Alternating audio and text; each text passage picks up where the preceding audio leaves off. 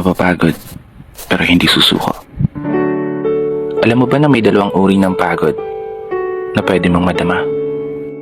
Una, yung pagod na itutulog mo lang at pagising mo, okay ka na.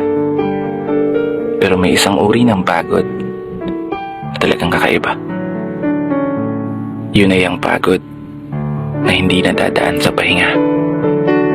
Isang pagod na magpapahiwatig kung gaano kabigat ang mga problema mong daladala. Pagod na magpapanginig ng mga luha sa mata. Pagod na magdidikta sa'yo para sabihin ayaw mo na. Mapapatanong ka na lang talaga, saan nga bang direksyon ng aking mga paa? Mga paang tila pagod na sa kakahakbang.